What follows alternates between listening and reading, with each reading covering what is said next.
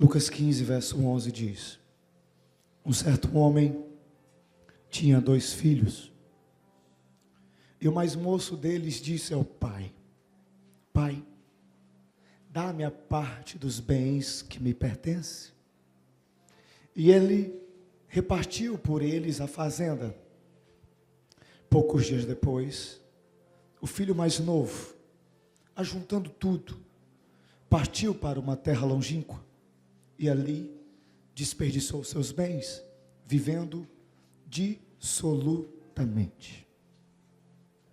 E havendo ele gastado tudo, houve naquela terra uma grande fome, e começou a padecer necessidades, e chegou-se a um dos cidadãos daquela terra, o qual o mandou para os seus campos a apacentar porcos, e desejava encher o seu estômago com as bolotas que os porcos comiam, e ninguém lhe dava nada.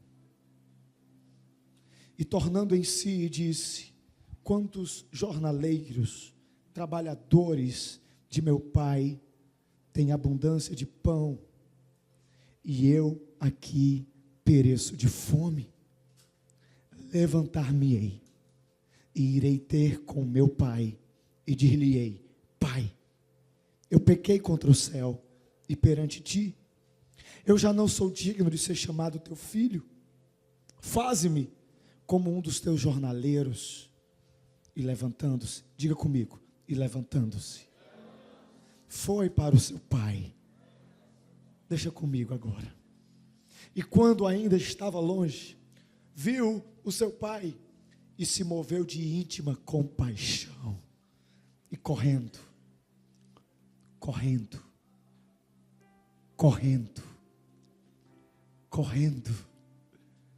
lançou-se-lhe ao pescoço e o beijou. E o filho lhe disse: Pai, eu pequei contra o céu e perante ti, e já não sou digno de ser chamado teu filho. Mas o pai disse aos seus servos: tragam depressa a melhor roupa e vestilho, e ponde-lhe um anel na mão e alparcas nos pés, e tragam o bezerro cevado, e matai-o, e comamos, e alegremo-nos, porque esse meu filho estava morto e reviveu, tinha se perdido e foi achado, e começaram a alegrar-se.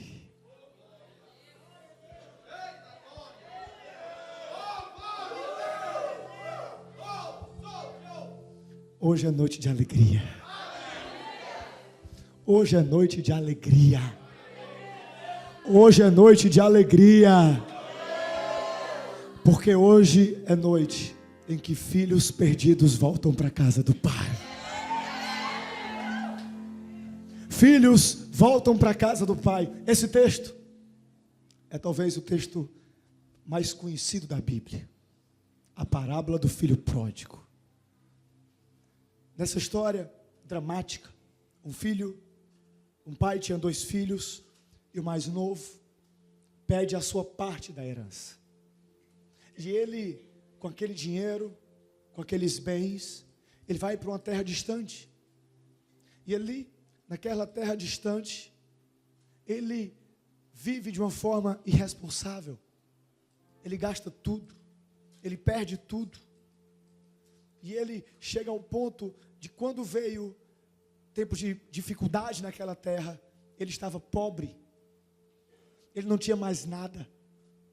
Ele já não tinha mais nada. A Bíblia diz que ele estava passando necessidade. Ele não tinha mais nada, ele era rico, agora ele era pobre. E a Bíblia diz que ninguém dava nada para ele. Agarrando-se ele a uma pessoa, a um dos donos, dos senhores, dos trabalhadores ali, a Bíblia diz que ele se agarrou.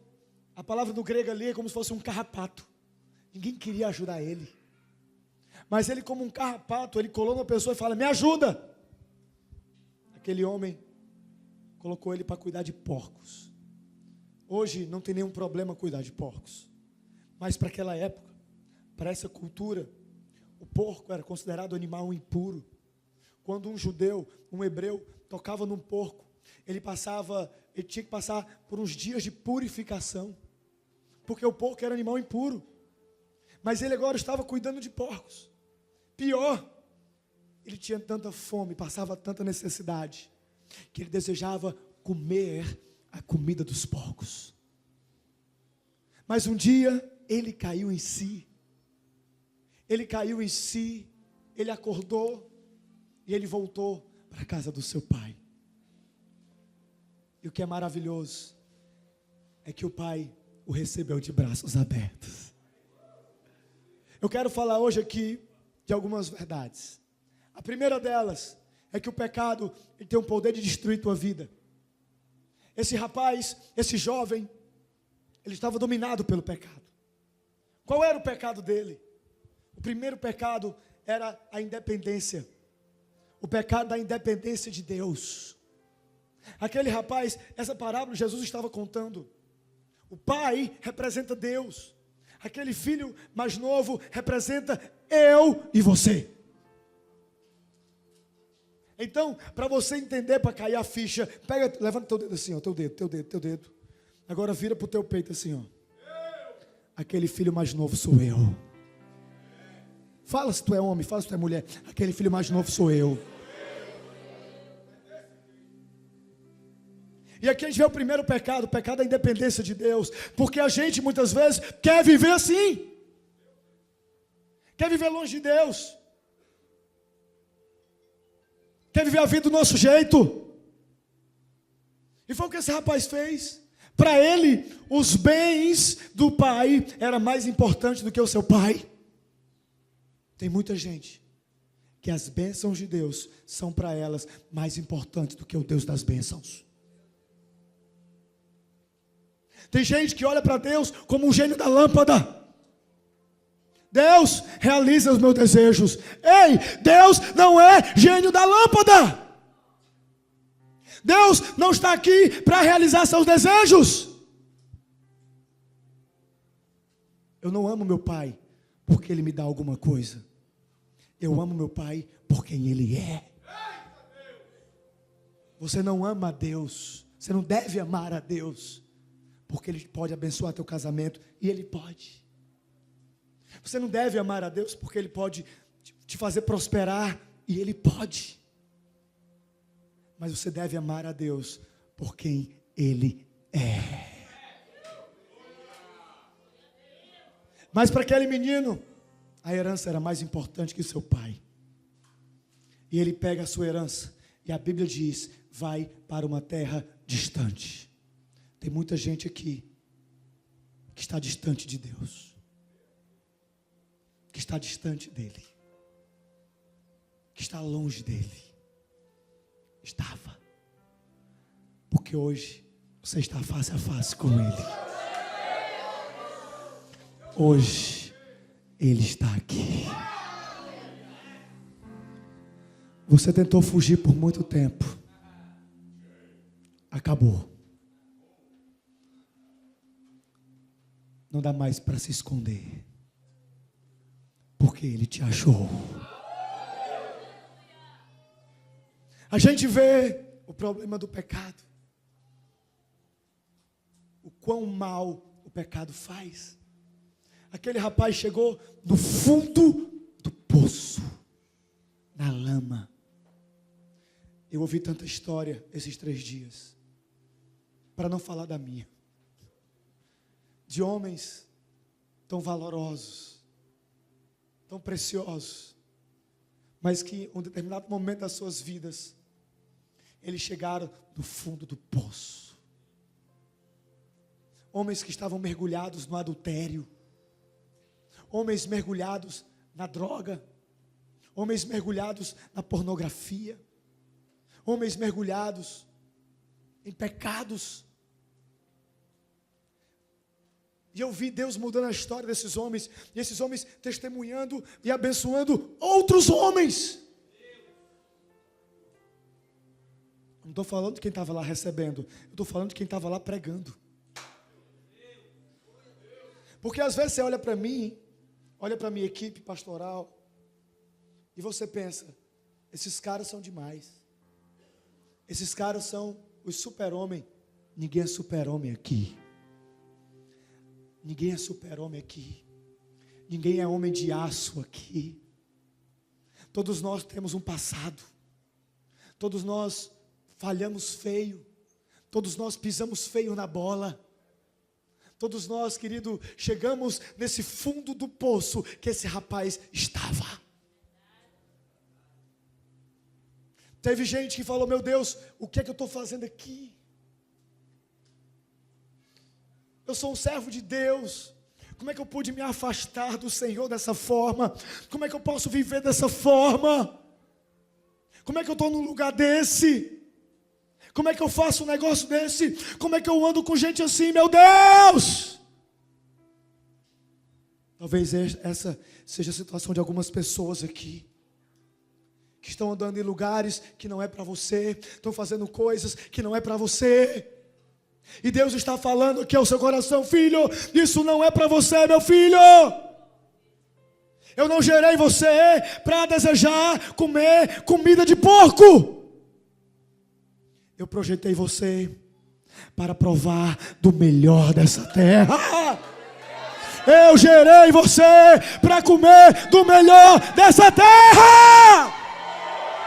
Alguém está entendendo? Oh! Vem e toma o teu lugar aqui.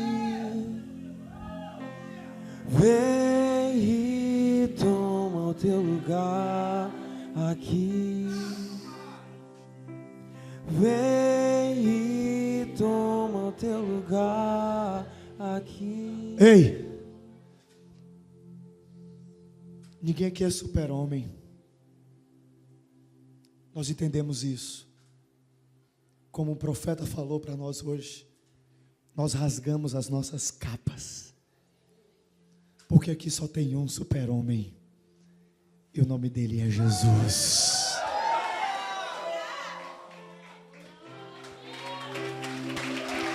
Só existe um super-homem. Só existe um super-homem. Só existe um super-homem. E o nome dele é Jesus. Céu e terra se encontram, alinhando o seu plano. O universo estremece, o leão rugiu do trono. Céus e terras se encontram, alinhando o seu plano. O universo estremece, o leão rugiu do trono. Aqui não tem super-homem. E nós entendemos isso. A palavra diz que onde abundou o pecado,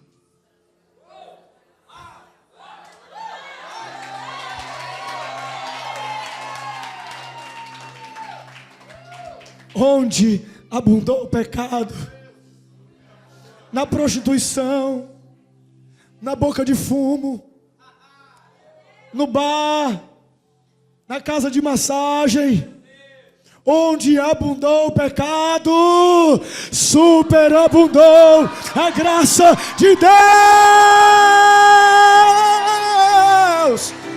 Céu e terra se encontram, alinhando o seu plano. É o tempo de restauração. É o tempo de restauração. É o tempo novo. É o tempo novo na tua vida. É o tempo novo. Os céus e terra se encontram, alinhando o seu plano.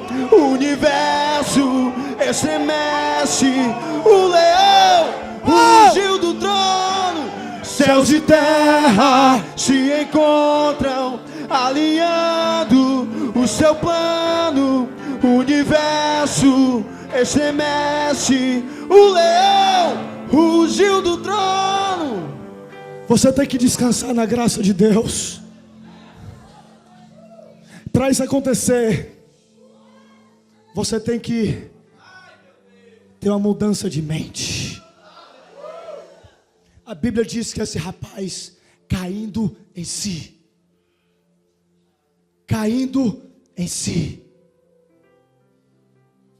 o despertador está tocando. 5 da manhã, o despertador está tocando.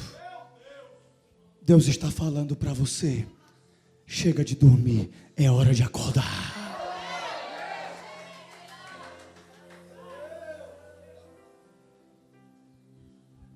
O despertador espiritual está tocando. Desperta, ó adulto que dormes, diz o Senhor. Desperta. Caindo em si. Até quando vai viver nessa dormência? Está na hora de acordar. Está na hora de acordar. Está na hora de acordar, diz o Senhor. Está na hora de acordar, diz o Senhor teu Deus. Está na hora de acordar.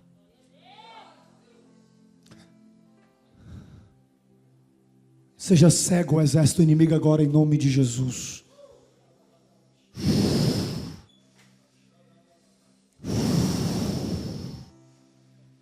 Seja cego o exército inimigo agora em nome de Jesus.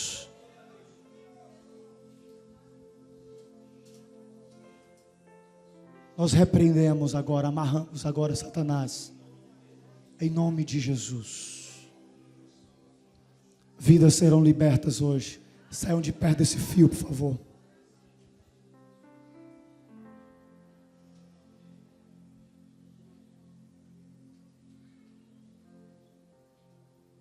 Onde abundou o pecado, superabundou a graça. Eu entendi um dia. Esses homens que estavam me ajudando a entender um dia. Não interessa quão profundo você estava. Quão profundo seja o buraco que você está agora. Ele não é profundo o bastante, onde a graça de Deus não possa te alcançar. O braço forte do Senhor é estendido em tua direção agora. Ele estende a mão dele em sua direção agora. Talvez você possa pensar: não dá mais, é difícil demais, onde eu cheguei não dá, minha mulher não vai entender, meu marido não vai entender. Deus fala para você agora: onde abundou o pecado, superabundou a graça.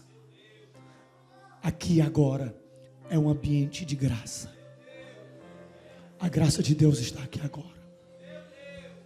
A graça de Deus está tocando em pessoas aqui agora. Aquele rapaz caiu em si.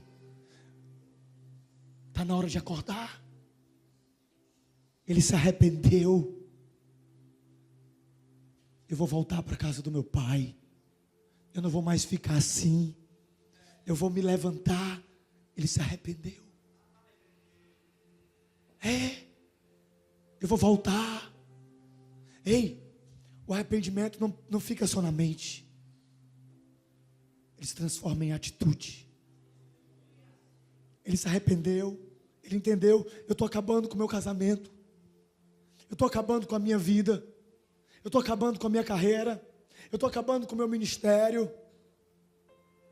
Mas não parou aí. Eu vou me levantar. E a Bíblia diz: levantando-se, ele foi até seu pai. Essa é uma noite. Tem pessoas que falam assim: eu queria tanto servir a Deus. Eu queria tanto ser crente igual fulano de tal. Mas eu não tenho força. Eu não consigo. Seja quebrada agora a força do inimigo na tua vida. O anjo do Senhor pega a espada de fogo e quebra agora as cadeias que estavam te prendendo em nome de Jesus. Você é livre para não ficar mais caído. O Senhor te livra agora para você se colocar de pé e servir a Ele.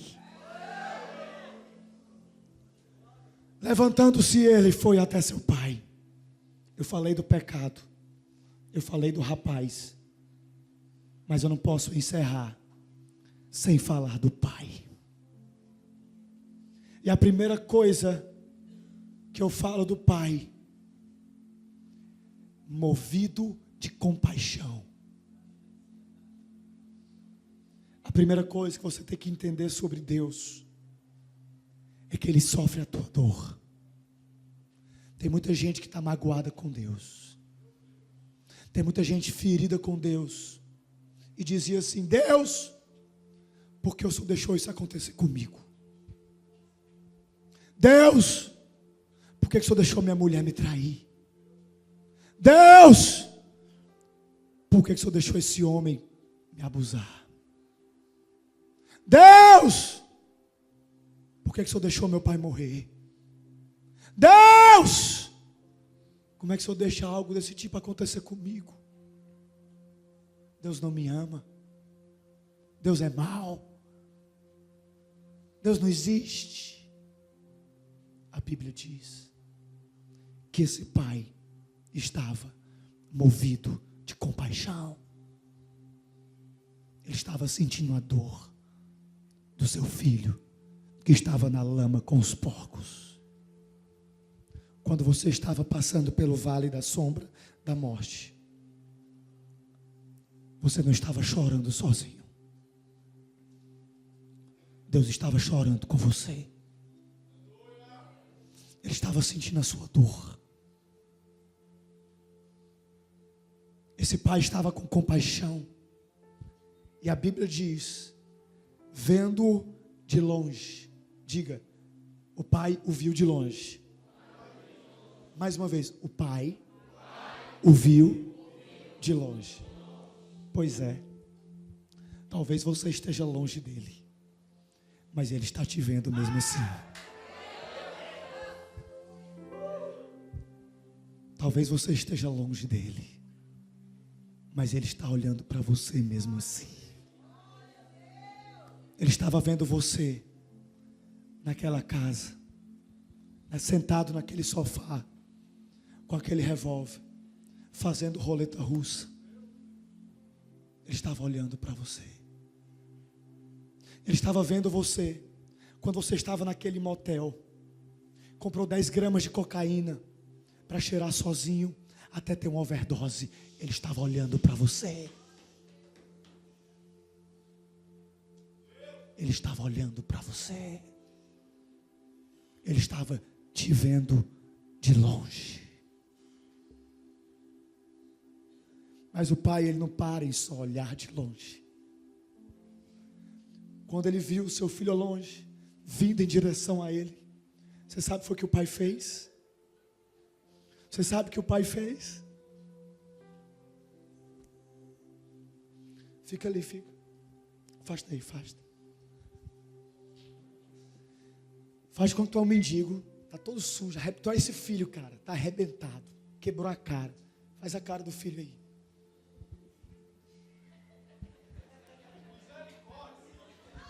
Filho, você está arrebentado. Você não está rindo não, filho.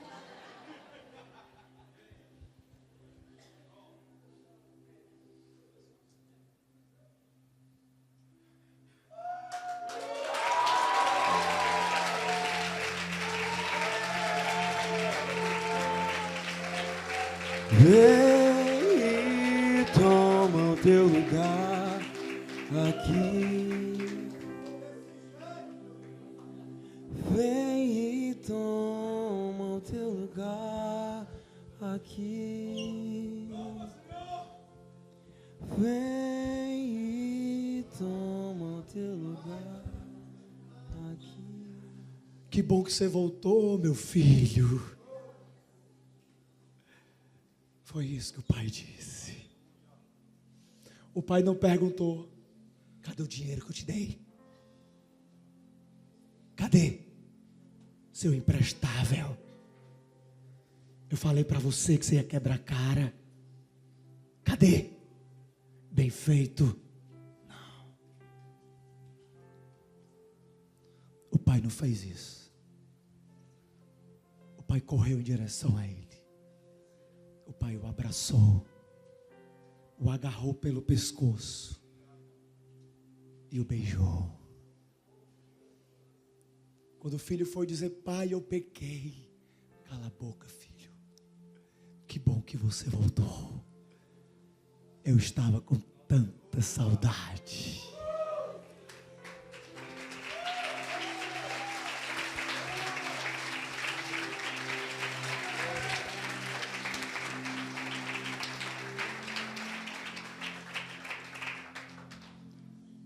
O pai correu em direção a você quando ele enviou Jesus para morrer naquela cruz. O Verbo se fez carne e habitou entre nós, e vimos a sua glória como a glória do unigênito do Pai. Deus amou tanto o mundo que deu o seu Filho unigênito, para que todo aquele que nele crê não morra, não pereça, mas tenha a vida eterna. O ladrão vem para matar, vem para roubar, vem para destruir, mas eu, Jesus, eu vim para que tenham vida e tenham em abundância. Não existe outra vida que Jesus promete a você. É a vida em abundância. Não é para o céu, é para agora. O ladrão vem para matar, roubar, destruir. É agora ou no céu? O ladrão vai matar, roubar, destruir no céu? É aonde? E por que a vida e a abundância é no céu? Se está no mesmo versículo. O ladrão veio para matar, roubar e destruir. Mas eu, o Senhor teu Deus e teu Pai, eu vim para que você tenha vida e vida em abundância. Talvez vida abundante seja qualquer coisa, menos isso que você esteja vivendo hoje. Mas é isso que Jesus quer dar para você. O pai deu uma festa, mudou a vida desse rapaz, deu uma nova identidade, sandálias nos pés, restaurou a dignidade, deu novas vestes, deu autoridade para ele, colocou um anel no dedo. Foi isso que Deus fez na vida do Paulo, do Jean, meu pai. Foi isso que ele fez na vida do William, foi isso que ele fez na vida do Washington, do Fabiano. Foi isso que ele fez. Foi isso que ele fez. Foi isso que ele fez na vida de tanta gente que está aqui hoje. Ele restaurou a identidade, a dignidade, a autoridade. Porque casa do Pai é isso. Eu quero encerrar. Casa do Pai é um lugar de liberdade. Sabe qual é o maior nível de paternidade? É a liberdade. Filho, você quer ir embora? Eu vou sofrer muito se você for, mas eu te libero. Não espere que Deus vá segurar você pela mão, porque Ele é Pai. E o maior nível de paternidade é a liberdade. Você quer ir? Eu te abençoo. Saiba que a porta está aberta para você voltar, filho. Você tem liberdade para sair, e você tem liberdade para voltar. Casa do Pai é um lugar de liberdade. Casa do Pai é um lugar de misericórdia. Ninguém cobrou a conta de tudo que ele gastou. O Pai não cobrou nenhum centavo do que ele gastou. Misericórdia. Você está perdoado. Jesus é a expressão da misericórdia. Vá e não peques mais. Eu não te condeno. Cadê teus acusadores? Pois eu não te condeno. Vá e não peques mais. Misericórdia. casa do Pai é lugar de recomeços. É o que Deus está permitindo a pessoas aqui hoje. Recomeços. Pessoas que perderam tudo e hoje estão recomeçando. Não de qualquer jeito, mas com sandálias nos pés, novas vestes e anel no dedo. Isso é a casa do Pai.